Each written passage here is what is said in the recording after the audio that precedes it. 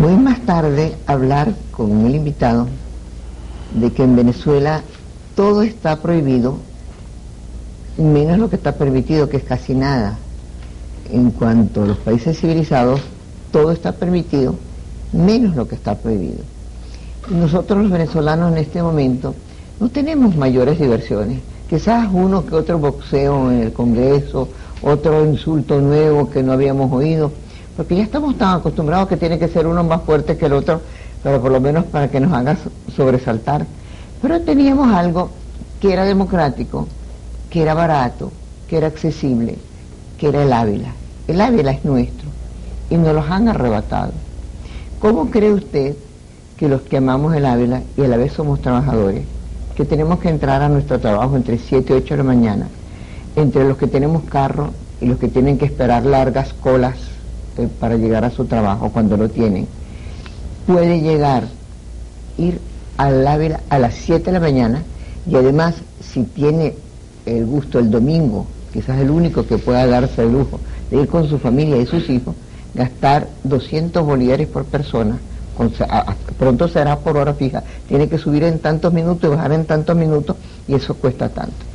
Yo quisiera que en el momento que volviéramos a hablar del tema, que yo pienso seguirlo tratando como todos los amamos, subimos al Ávila, y en nombre de todos los venezolanos, eso es una arbitrariedad más, como son esos policías West que tenemos nosotros, traídos del Canadá, los sombreros, no los policías, porque los policías como que maltratan menos en Canadá que aquí, pero déjenos el Ávila de Cabré y de todos los venezolanos.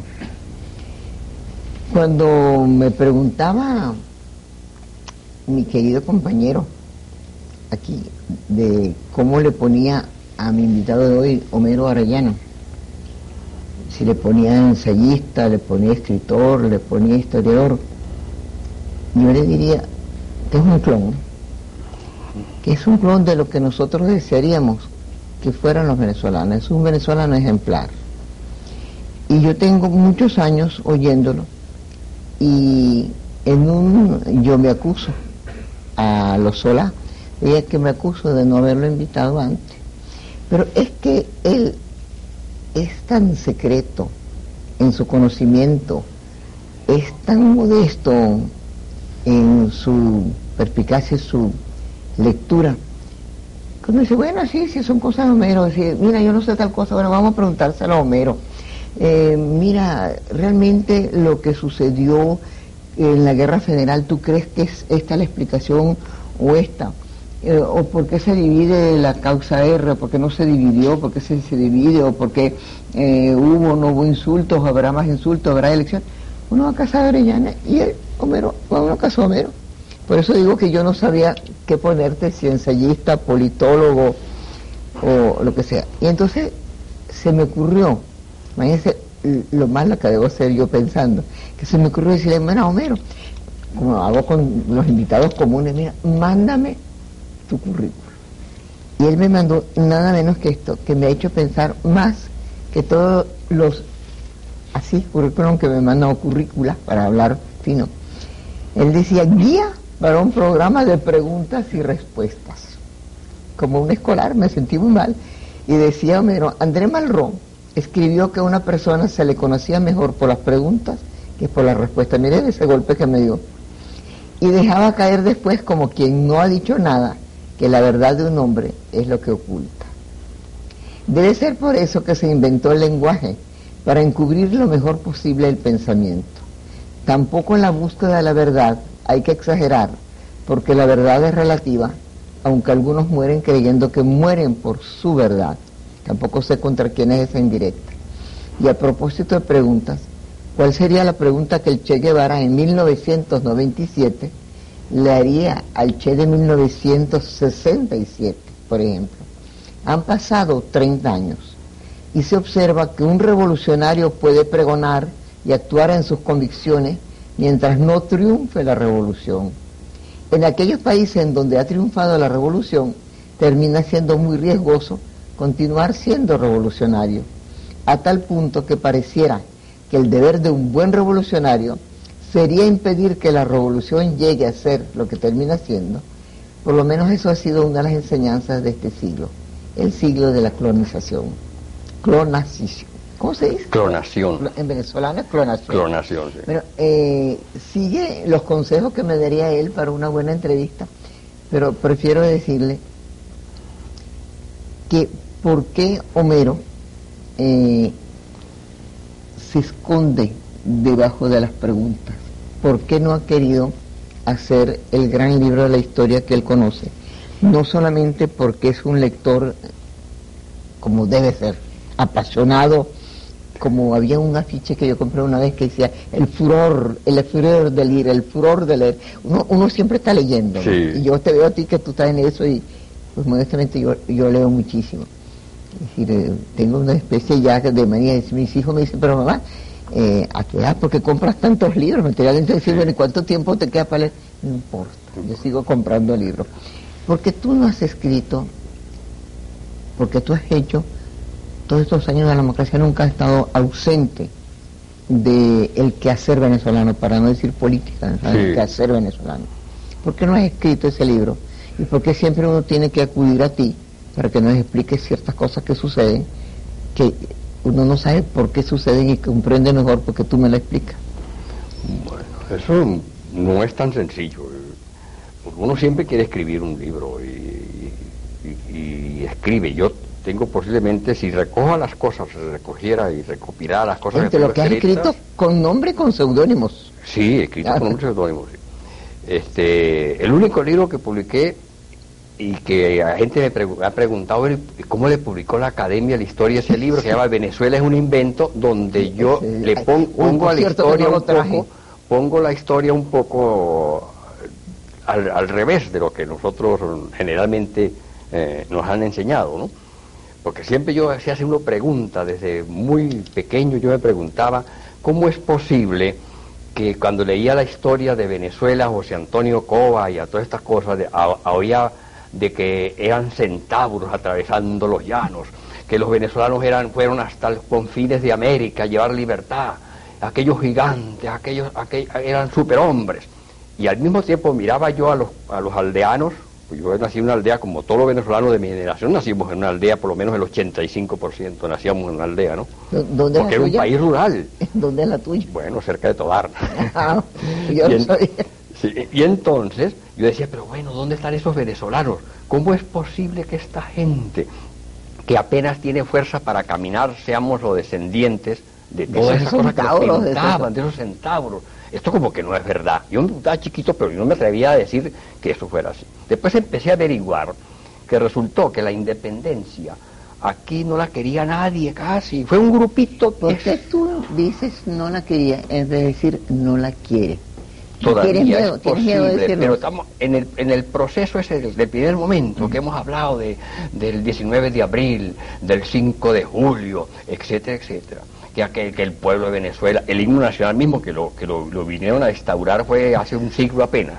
Habla del glorioso himno, eso no lo cantó aquí nadie durante la guerra de independencia, porque eso no existía el himno ese, ni esa canción tampoco. Eso vino a existir, es un invento de Guzmán Blanco a partir de 1881, que lo oficializó con una letra horrible y que es imposible la letra, y la música no es mejor tampoco.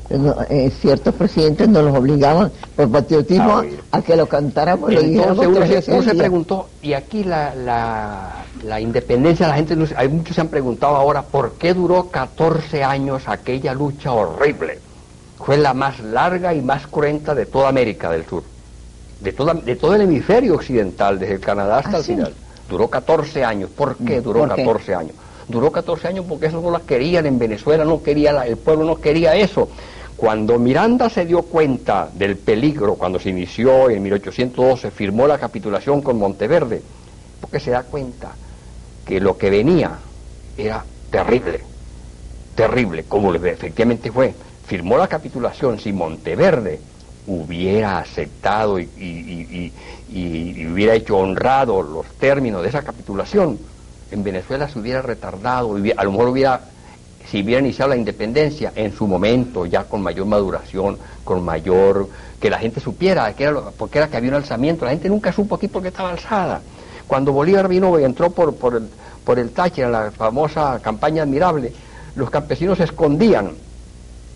Cuando el día ya desde el día anterior que se sabía que Bolívar venía con el grupo de gente, aquí eso no se sumó nadie a eso. Pero ¿por qué? Eso duró 14 años. Pero ¿por qué eso no se dice? Es decir, yo cada vez que hago un programa, me encanta hacerlo, pongo algo que más o menos tenga relación con el tema que tratamos. Sí.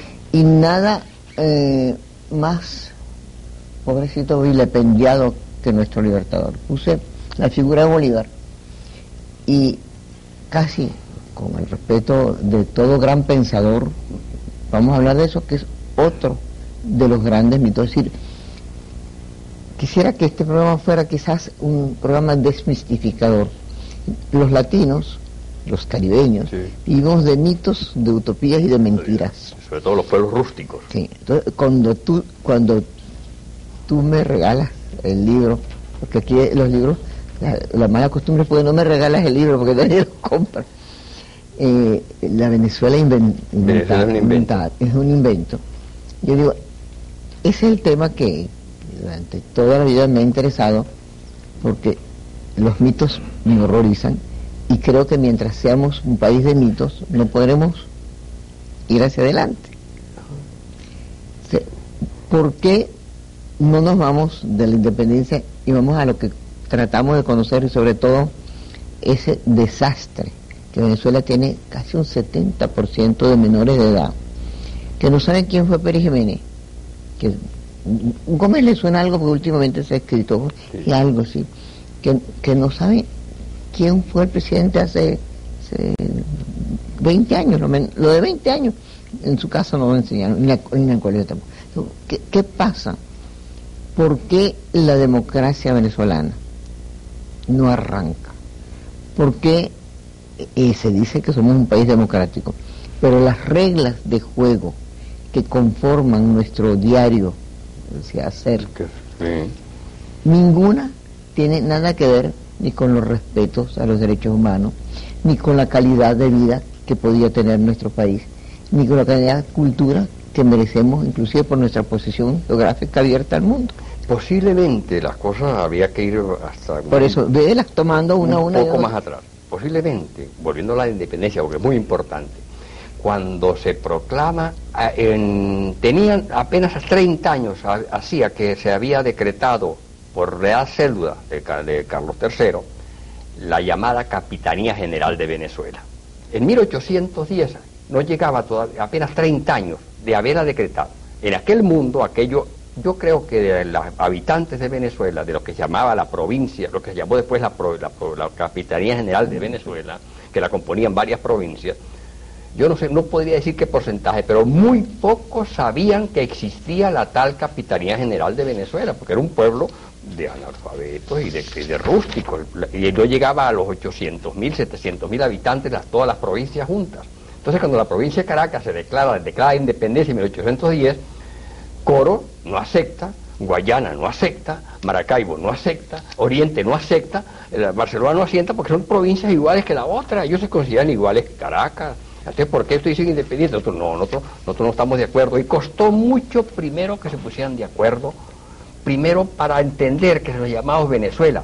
Mira, nosotros somos tan perezosos que han pasado 200 años y a nadie se le ocurrió cambiarle siquiera el nombre a Venezuela. Usted ha visto un nombre más feo que el nombre Venezuela, igual que Callejuela, Mujerzuela, Tachuela, todo lo que es así, un poco despectivo. Bueno, era pequeña Venecia, sí, por eso. Fue pícola. Pero hay un poco peyorativo así. Pero los españoles y los criollos somos tan perezosos que no le dieron ni nombre a América.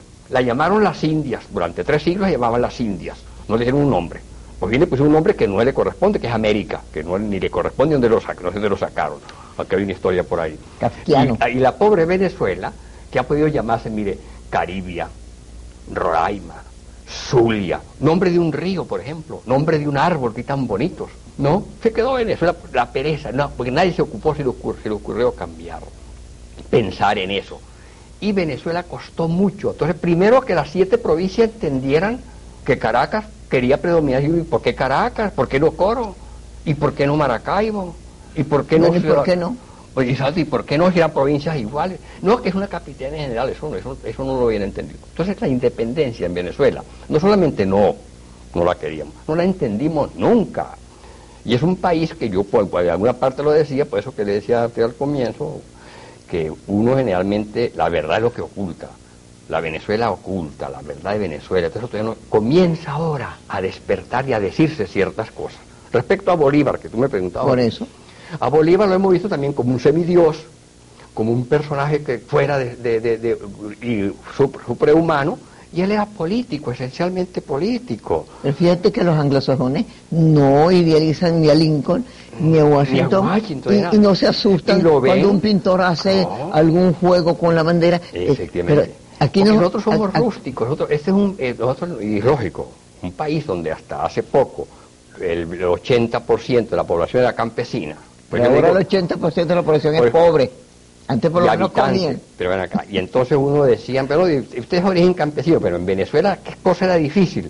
No ser hijo de campesinos, los de nuestra generación. Como la gente que exigía que Gómez fuera un intelectual, pero bueno, ¿cómo podía ser Gómez un intelectual? ¿O cómo podía ser Gómez un hombre de altísima cultura si era el líder de una Venezuela donde el 95% de la población era analfabeta y el 90% era campesina? Si Gómez, ¿cuál hubiera sido la alternativa de Gómez, por ejemplo? ¿Cuál era la alternativa que había para Juan Vicente Gómez en 1909? Pero no se dice, había otra mejor. Entonces, ¿quieres decir que la dictadura es necesaria cuando los pueblos son analfabetas? No es que sea necesario, sino que más bien aquel lugar común que dicen que cada pueblo tiene el gobierno que se merece. Bueno, puede tener. Pero no es así, porque hoy día creo que no te hago ningún daño por ser discreta. Tú fuiste de las personas que más ha luchado políticamente, no sé si podríamos llamar revolucionario, guerrillero, ideólogo de grupos que hoy día están en el poder, que te consultaban y que te tenían, porque hoy día creo que no estarían muy de acuerdo con lo que tú piensas sobre ellos. Se rebelaron contra eso, de manera que, en cierta manera, el que tú oyes podría deducir que si el pueblo está en estado miserable, lo que merece es un dictador. Yo estoy de acuerdo que cada gente merece lo que tiene y también la cara que tiene, ¿no? Pero la dictadura no es tampoco, esa es otra creencia de creer que una dictadura o un despotismo va a resolver problemas, resolverá. No sé cuáles problemas puede resolver el despotismo, ¿no? Eso porque tampoco en el transcurso de la vida de estos pueblos ha demostrado que los despotismos, eso es lo que hemos tenido toda la vida, arbitrariedad, dictaduras, ilegalidades, esa ha sido la historia de nuestro país, y fíjese, no se ha resuelto nada. Es decir, decir que haya una dictadura, pues eso es lo que hemos tenido siempre.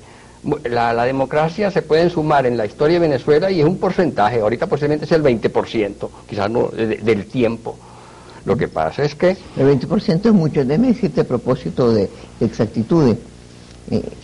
Las cifras que tenemos nosotros cuando sobre todo son exportadas, no dicen el número de alfabetas, no dicen el número de SIDA, no dicen el número de no hospitales, el número de no carritos, sino dicen, bueno, una mentira, pero hay cosas que no mienten, que es el tiempo.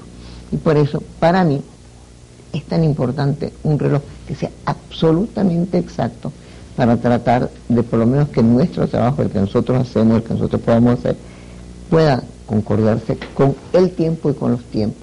Y eso es lo que ha sido el Omega Constellation, del cual no me ha separado, como ustedes han visto, desde hace tanto tiempo. Pero vamos a ponernos en el tiempo actual. Homero Arellano hoy día, yo lo conocí hace muchos años, sobre todo a través de mis amigos, a través de mi compañero Carlos Rangel, a través un gran revolucionario, un gran oposicionista, un luchador. ¿Qué fue? ¿Cuándo entras tú en la política activa? ¿Cuándo te dejas de esa pose de hijo de campesino porque ya eras lector y eras inteligente, y eso él no es inteligente, y te metes de lleno, porque es como lo hiciste, de lleno y completo en la política? Bueno, en realidad yo soy de la generación del 45, era un muchacho, estaba terminando el liceo cuando hubo el golpe de octubre, y después vino el gobierno revolucionario. Pues una cosa es el golpe y otra cosa Perdón, yo no entiendo mucho eso. Yo sigo llamándolo el golpe de octubre. Bueno, el golpe fue el 18, pero ya el 19-20 entró un gobierno que inició un trienio, que hay que diferenciar el golpe militar. Pero ¿qué pasa con Homero? Que era como interesante. Pero en ese momento, yo, como toda esa generación, por lo menos yo, entre los muchachos, y casi gran parte de Venezuela entró en la vida política, empezó a perderle miedo a la actividad política, porque hasta ese momento uno le daba miedo. Yo una vez vi unas reuniones por allá del PDB y yo no me siquiera me acercaba, porque daba miedo comprometerse, que lo vieran a ver uno en la reunión, el temor a años. Creo que hay un error político, porque en el gobierno de Isaías Medina, que era el gobierno PDB, no hubo un solo preso político. Sí, no, es el único presidente que no tuvo ni un solo presidente político. Pero yo me quiero referir al temor que se había creado. Es el temor del cual habla Ramón Velázquez, que tiene todo venezolano que conoció a Gómez. Exacto, eso. El temor que la política era, hacer política se había creado en la mente de los venezolanos en general, que era una cosa como delictuosa, que era peligroso, pues, y que podía acarrearle problemas a la sobre gente. todo en la familia se lo cuidaba a la gente. Entonces la política es lo mejor apartarse. Entonces, ¿cómo entras tú? Entonces eso porque viene la revolución. ¿Quiénes son tus amigos? ¿Quiénes son los que toda esta generación de esa época son, bueno, Gallegos Ortiz, Mérida, ¿no? García Ángel Gallego, Rigoberto Enrique Vera, que eran ya mayores que yo, pero eran estudiantes universitarios. Los que nombras son la gente que fueron cabezas de una cosa que se llamaba el PCB. Eso ya todavía no, eso es posterior. Eso después. Eso es muy posterior. En ese momento es la Asociación de la Juventud Venezolana, que llamaba AJB, la que agrupó a todos los muchachos en los liceos y en los últimos años de la primaria, porque hasta sexto grado había muy pocos liceos, por cierto, en el tiempo. Y despertamos a la política toda una generación y nos entusiasmamos porque los mitines empezamos a oír por la radio y los discursos. ¿Cuál era el político que te impresionó y que realmente es el que te lleva hacia el lado de él? A mí me llamó mucho la atención Andrés Eloy Blanco, unos discursos de Andrés Eloy Blanco. Mucho. Que eran muy poéticos, más que... No crea, con un conocimiento que tenía de la historia de Venezuela, de Venezuela. Muy cercano, muy pueblo él mismo. Sí, y la manera como era como a la vez un pedagogo, ¿no? Y hacía reír, y hacía ponerse bravo a uno, y hacía todo lo que querían, y entonces eso emocionaba muchísimo. Uno nunca había oído. Pero tú te fuiste por el lado de AD, por el lado de AD, nos fuimos por el lado de AD, casi toda la juventud era, se inscribió por la Nación Democrática. Yo recuerdo que una gira que hizo por el Táchira, Andrés Eloy Blanco, vino y entraba de pueblo en pueblo, entonces la gente emocionada, en bailadores quemaban voladores, decían ¡viva Andrés Eloy Blanco y Doña Poda!, porque creían que Poda era la esposa de una esposa. No me digas. Sí, yo recuerdo mucho eso, que viva Andrés Eloy Blanco y Doña Poda, el poemario, ¿no? Eso es bellísimo, yo no conocía eso. De las tantas cosas que son de Homero, pues. Estuvo de pueblo en pueblo, esa fue una gira que hizo pudo encajar todas las poblaciones de los Andes y en Lara y todo recorrió todo ese territorio. ¿Tú no crees que era una vez más la fuerza de Betancur que hace que sea Andrés Eloy Blanco el portador de ese entusiasmo? Y es que en ese momento, oye lo siguiente, es que en ese momento en Venezuela la Acción Democrática tenía en su dirección lo más preclaro, bien. Presidente del partido, Rómulo Gallego. Vicepresidente, como que era Andrés Eloy Blanco. Secretario general, Rómulo Betancur.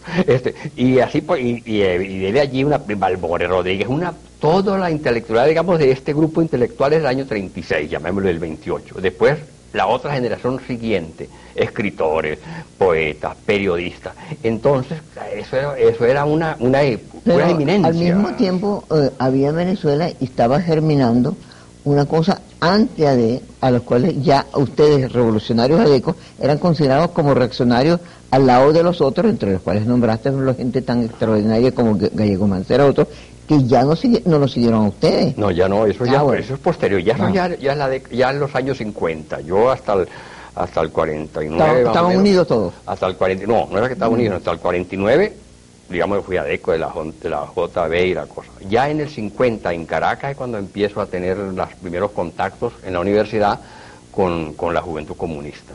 ¿Y qué es lo que decir, cuál de esos discursos no te quiero decir comunista, porque aquí realmente leíamos marxismo de segunda mano. Sí, es porque leíamos. O me contaba...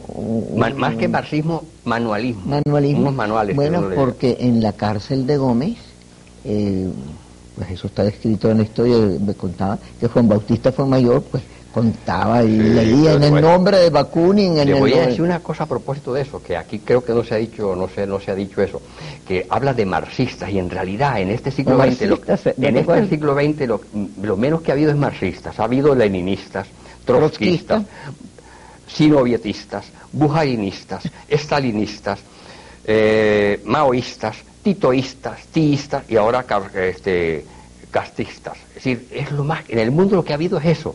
Marxistas poco, cada quien ha inventado una cosa y contradice la otra, porque las dos contradicciones... Pero entonces tú crees que la verdad de Marx es impoluta y lo que pasa es que no la han sabido interpretar y entonces va a resurgir como una cosa maravillosa, no creo. Eso es lo que él decía si se hubiera hecho. No, eso en esa ya tampoco ha habido Marx, el determinismo histórico y eso se ha demostrado que eso de estar previendo de que llegó un momento después de la Revolución de Octubre que la revolución era como la muerte y estaba tan segura la revolución que era como la muerte para uno, iba a llegar. Eso se llama el determinismo histórico. Todas esas ya son cosas que no son reales. Entonces entras tú por el lado del cual de los ismos. Yo creo que yo entré por el lado del estalinismo. ¿Y cuál fue en ese momento el líder que te, así como Andrés Eloy del lado de bueno, que te mueve? Pompeyo Márquez, yo era el ataché de Pompeyo Márquez y aprendí a afeitar en la cabeza de Pompeyo y de Eloy Torres, con unas tijeras los afeitaba en la clandestinidad por el año 52 y a que llegó Mancera, yo fui el momento que yo trabajaba con ellos. ¿Y era qué el hombre de confianza. ¿Qué llamabas tú a trabajar? ¿Ah? ¿Qué llamabas tú a trabajar? Bueno, andaba por ahí arriesgado con un carro cargando las planchas de Tribuna Popular y para ir a sacarla por allá clandestina y esas cosas. ¿Y qué tipo de país deseaban? ¿Ah? ¿Qué tipo de país deseaban? ¿Sabe que nosotros hacia la democracia y sobre todo la democracia, porque todos hemos hablado de democracia, nosotros creo que le hemos cargado mucho a la democracia, la hemos puesto como era la solución a todos los problemas. La democracia nos iba a resolver todas las cosas, nos iba a conducir a la felicidad, al progreso, al desarrollo. Creo que le pedimos y exigimos mucho de la democracia. ¿Tú creíste alguna vez como un sueño. Que cada quien iba a tener lo que merecía? Sí, la vimos como un sueño. ¿Tú creías eso? Sí, la vimos como un sueño la democracia. Y es que le exigimos lo que realmente no es posible, ¿no? Eso sucede más o menos en la época que está López Contreras. No, esto sucede en los años 50. En los años 50. Y que esa generación, en los años 50 surge la generación esta de Moisés Moleiro, Germán Lairé, todo ese grupo, ¿no? Alfredo Maneiro posterior también. ¿Alfredo era muy cercano a ti? Alfredo fue muy cercano a mí, él ya posteriormente, en los años finales de los 60. Pero ¿tú crees que la generación de Pompeyo, a quien un gran amigo mío y toda esta gente, que realmente hay que ver lo que es Santos Yorme, es un hombre que son cárceles y son persecuciones y aunque no es el caso, pero hay que decir que un hijo de una autodidacta muere en un rancho y es un autodidacta poco conocido, un autodidacta que apenas terminó el 6º grado. ¿Quién? Pompeyo. Y no pudo estudiar más, creo que empezó el primer año y no terminó el primer año, pero no pudo, y entonces trabajaba en una farmacia en San Juan y de ahí empezó, eso ya en los años finales, en los años 37, 38, y es un hombre que se ha formado, a las 5 de la mañana se levantaba a leer los periódicos, a leer y a subrayar, y leía y subrayaba y leía y estudiaba y hacía las reuniones permanentemente con un libro, y eso yo recuerdo a él. Y estudiaba mucho y su cultura la adquirió. Tú estabas, digamos, bajo el ala de Pompeyo, bajo lo que Pompeyo te transmitía y vivió conmigo, estuvimos lo que llaman tiempo enconchado, vivió enconchado en mi casa, yo recién casado, entonces lo enconché en un apartamento ahí en Las Fuentes, en el Paraíso. Por ahí cerca estaba uno que llamaban La Tajibie, que era el que trasladaba a Ruiz Pineda, y yo era el que trasladaba a Pompeyo, y vivíamos en el mismo edificio. Ruiz Pineda? ¿A Ruiz Pineda? ¿En qué sentido? Tú sabes lo que yo pregunto y tú quieres contestar lo que tú quieres. No, porque Ruiz Pineda, no olvides que estamos hablando de un mito, joven. acuérdate que es un mito. ¿Ah? Acuérdate que es un mito. A pesar de que es una gran realidad. Ha quedado un poco en mí. No, yo no lo estoy hablando en el mal sentido, sino que es decir, está deificado. Y son hombres que hombres que no... Y yo creo que se puede... Y el mito allí cuadra, entra bastante, porque son hombres que mueren...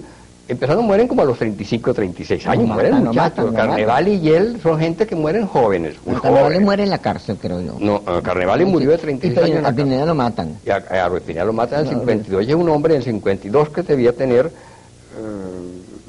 34, 35 años. Esos hombres mueren por algo que llaman la patria.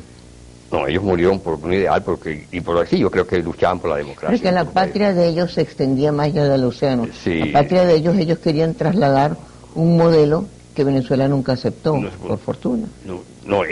Pero ellos querían la democracia, la libertad, porque lo habían demostrado. Pero ellos venían, no Betancur venía más cercano a lo que es el APRA y todas esas cosas, otros movimientos, pero muchos de ellos querían trasladar a Venezuela, y después lo que Castro trató de trasladar a eso, modelos diferentes, a los cuales el venezolano no lo quiso, no lo aceptó. No sé está demostrado con todo lo malo que no a otros países les ha pasado, pero a los venezolanos siempre hemos sido muy copistas, ¿no? Sí. Nos copiamos la Constitución de 1811 y quisimos copiarnos las leyes norteamerinas y las leyes de la el 4 y 5 de julio coinciden. Sí. Después hemos siempre tratando de copiando democracia, copiando ciertos aspectos de la democracia, inclusive hasta la Suiza llegamos a tratar de copiar un poco la democracia suiza. Cuando Guzmán Blanco creó la presidencia, 2 años era lo que podía durar en la presidencia, porque era buscando la manera de que primero los caudillos tuvieran la esperanza de poder ser presidente, porque si era cada 2 años, pues había muchos caudillos y bueno, pues nos puede llegar el turno, ¿no? Pues 2, 4, 6, 8, 10, en 10 años podemos haber 5 presidentes, ¿no?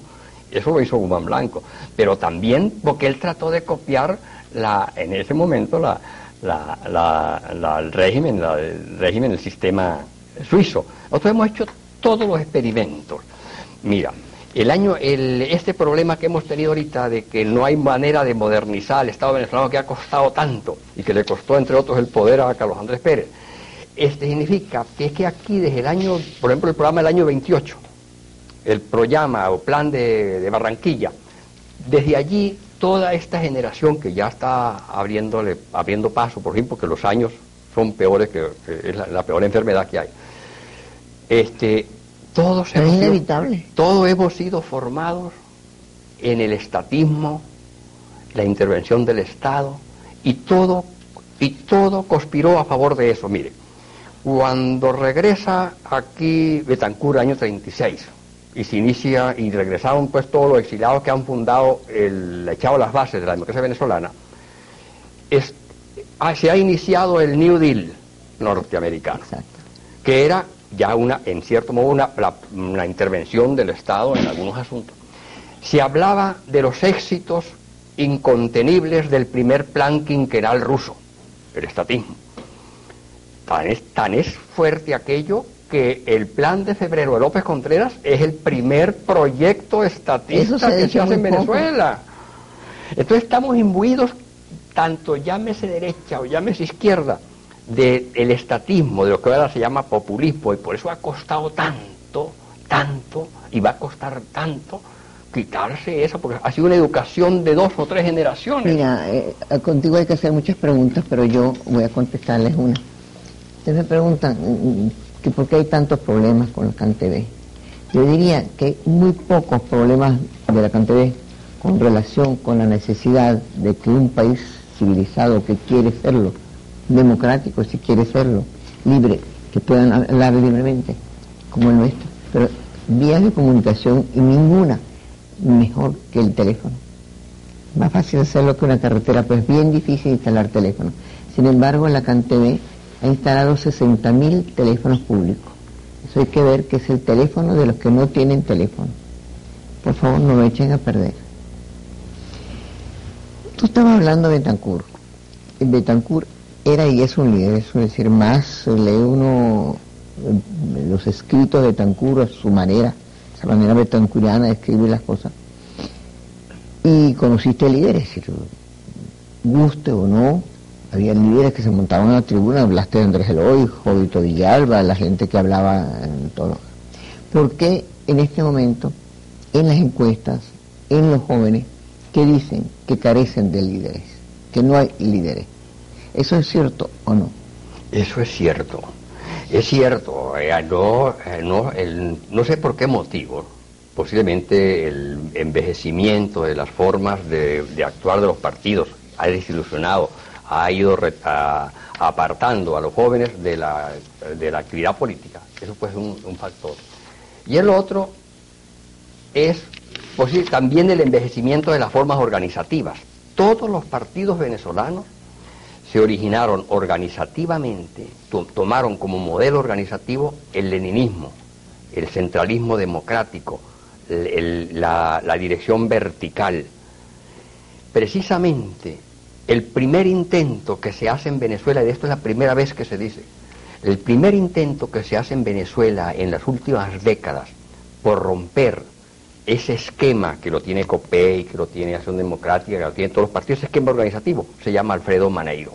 Alfredo Maneiro intentó, cuando inició la causa, intentó crear un movimiento que fuera la suma de una serie de lo que hoy llamamos sociedad civil, y así fue como se creó el grupo Matancero en Sidor.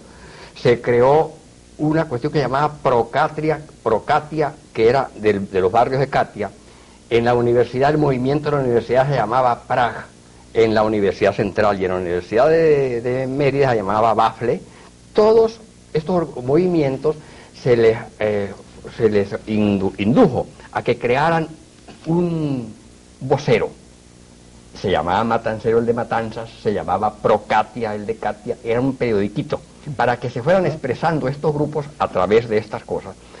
Y que la causa R, pues ya puede decir por qué se llama R, y con la R al revés, cuando la causa fuera como el complemento de todo eso. ¿Tú dirías un entonces, partido fuera que rompía con todo lo que a este momento se conocía en lo organizativo. Entonces tú dirías que la causa R no es ni chicha ni limonada, ni es marxista, ni Le es voy a decir taoísta, para rematarle, para darle una buena salida. La causa R, esta es un partido de un solo militante, que se llamó Alfredo Maneiro. Como la Gran Colombia fue una república de un solo ciudadano, que fue Bolívar. Pero ¿qué sucede entonces, una vez más? Causa R, recuerda que yo no soy historiadora, causa R toma su fuerza en el sindicalismo, en la cuestión sindical. Sí, originalmente. Y en los barrios. Se lanza al poder, como cualquier partido, por las elecciones. Es decir, cuando una gente camina como pato, cuau como pato, todo es un pato, ¿no? La causa R no actúa de una manera diferente que los partidos convencionales. Entonces, ¿cuál es esa diferencia y por qué esa causa revolucionaria con una R al revés? Bueno, eso no tiene otra cosa que hacer. Y creo que voy a comenzar por donde había terminado la intervención mía. Pues yo le decía por eso que ese fue un movimiento de un solo militante, porque me impresión que quien lo entendió y trató de echarlo adelante fue él solo. Le pasó a él lo que le pasó a Bolívar, voy a decir otra vez. Sí. Que Bolívar fundó una cosa llamada la Gran Colombia, y en realidad el único ciudadano que tuvo esa república fue él, porque más nadie entendió eso. Entonces, con este movimiento, hasta era un movimiento tan ¿cómo se llama? Tan utópico, quizás. Sí, que hasta una vez están tratando de ponerle nombre, ¿no?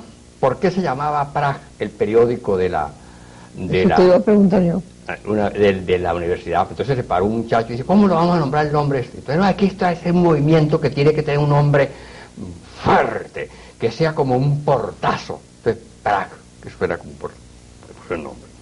Pero después se llamaban la causa. Bueno, se va a llamar la causa para que sea un nombre pegajoso y cualquiera diga, yo soy de la causa y bueno, no cueste tanto. También Diego Arria también tenía la causa. O estoy con la causa. Alguien dice, como nos faltan los revolucionarios donde quiera, ¿no? Hay siempre. Entonces, no, pongámosle la causa R. Dice, no, chico, nos van a confundir con causa R, revolucionaria, no es la idea.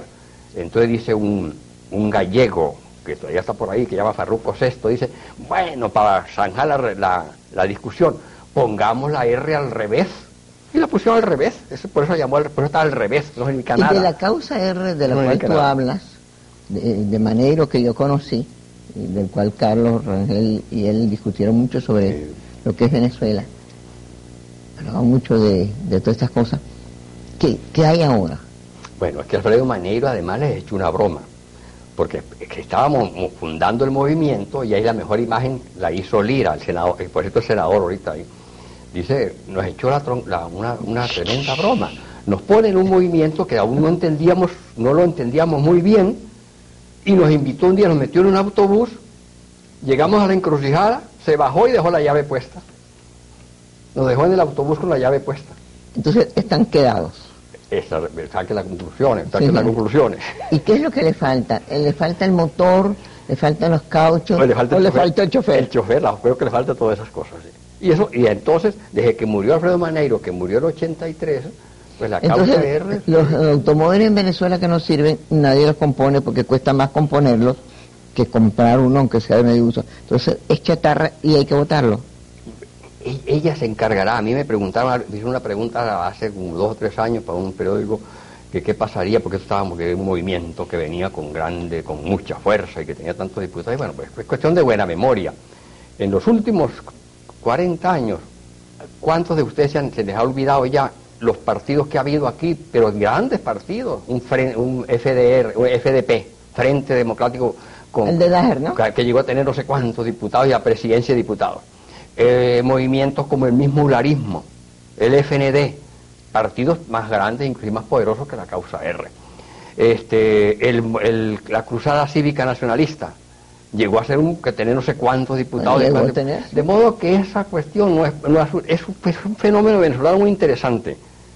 Que entonces terminan los dos partidos estos que uno ya les parece muy mala sangre, muy pesadotes, que enciclopedia pero terminan siendo los dos puntales, y los demás partidos se van disolviendo solos. Entonces, ¿tú crees que puede quedar dentro de tu manera de ver la historia AD y COPEI cuando ambos están en grupúsculos? Bueno, hoy día, aunque se sabe que se forman clones de una cosa más chiquita que es un ADN, ¿no? Sí. Una cosa más chiquita. Sí, y estos movimientos, pero fíjese usted que en las grandes democracias, en Francia, Inglaterra, que es la mamá de la democracia, Estados Unidos, con 200 años de democracia, Alemania, que tiene 40 años de democracia obviamente, pero son dos partidos centrales. Hay movimientos, hay partidos liberales, hay dos movimientos que son los Colombia responsables. Por eso será siempre más fuerte que nosotros en ciertas cosas, porque siguen siendo liberales y conservadores. Institucionalmente. Pocos países hubieran resistido lo que ha resistido Colombia, lo que ha pasado en Colombia en estos últimos años. Si no hubieran las dos fuerzas, esos dos pilares. Y dos pilares para la... Y existen además corrientes políticas, corrientes sociales, pero pareciera que la democracia, que además de que no puede existir sin partidos, pareciera ser que son pero puede existir sin partidos, pero los partidos necesitan líderes, y si no hay líderes, entonces, ¿cómo es el cuento? ¿Cómo?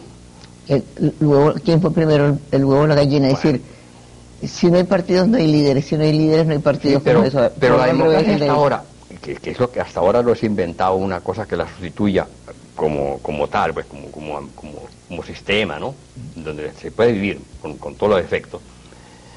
Que hay gente que prefiere, como es un escritor por ahí que dice que prefiere una democracia, que prefiere una dictadura perfecta a una democracia imperfecta, y estaba añorando a Pérez Jiménez. Pero hay siempre que añoran esas. Bueno, hay siempre que añoran. Hay siempre contranaturas. Claro, y hay gente que todavía añora a Stalin y añora a Hitler, ¿no? Bueno, no, está bien. Vamos a decir que no mucha para bien. Pero lo que quiero decirle, ¿no? De todas maneras, la democracia, que es imperfecta, y por mucho que sea imperfecta, es el mejor de los sistemas, ¿no? Pero sí, y ¿cómo funciona si no hay una sociedad civil organizada? Y los partidos son sociedad civil organizada. Bueno, pero ¿quién va a organizar un partido social civilizado y que obedezca a las necesidades del hombre con una calidad de respeto, sobre todo por el ser humano, por lo que nos rodea, por la naturaleza? Es decir, sin llegar al paraíso terrenal, pero vivible, digamos, un purgatorio.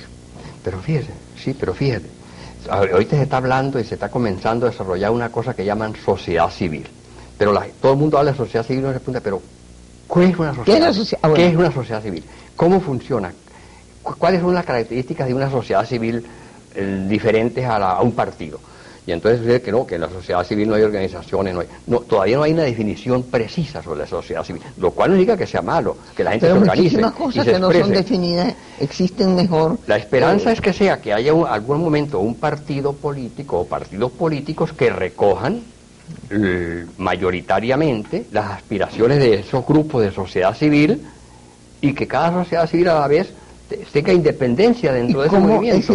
Generalmente se dice que los países democráticos son aquellos que tienen elecciones que rotan y que puede cualquiera aspirar al poder, etcétera. En este momento lo que se dice, muchas veces, ¿cómo serán las próximas elecciones? ¿Qué será? ¿Habrá elecciones? Es decir, ¿puede existir una democracia sin elecciones? Bueno, yo hasta ahora no se he dado. Porque sobre todo esa una de las características de la democracia es la alternabilidad. Pero si, todo el tiempo todo el tiempo están cuestionando las elecciones. De que tú lo hagas mal, tú lo estás haciendo mal, como posiblemente, vamos a este gobierno que posiblemente parece que no lo está haciendo muy bien, y entonces hay la esperanza de que, bueno, dentro de 2 años vamos a ver si conseguimos a alguien que lo haga mejor. ¿Quién, por ejemplo? Bueno, yo sí, eso está difícil, ¿no? Está difícil. A propósito de eso, en esto decía una persona relativamente joven que era que los partidos no le permitían a la juventud asumir el mando. No, ¿quién le dio permiso a Betancur y a Caldera y a León y a esa gente para irrumpir? Hay una generación en Venezuela, hay una generación en Venezuela que debiera estar mandando, que es su deber y que se le debería reclamar, porque este país debiera estar en manos de esos tipos, de esos muchachos, llamémoslos muchachos, lo puedo llamar muchachos, de 40, 50 años. Ellos debieran estar mandando a este país. Pero en el fondo porque es su deber. En Congreso hay mucho de eso. Pero mira, realmente, y con todo respeto, a veces ponen en la televisión esas cosas que llaman cuentos. En vez de contar esos cuentos tan estúpidos, si nosotros contáramos nuestra historia, y aquí viene la frase de Borges, que yo iba a empezar hablando de Borges contigo, que hemos hablado mucho de Jorge Luis Borges, que la historia que se conoce son apenas capítulos de la historia que no se conoce. Muchas gracias, Homero, por contarnos una parte de la que tú conoces.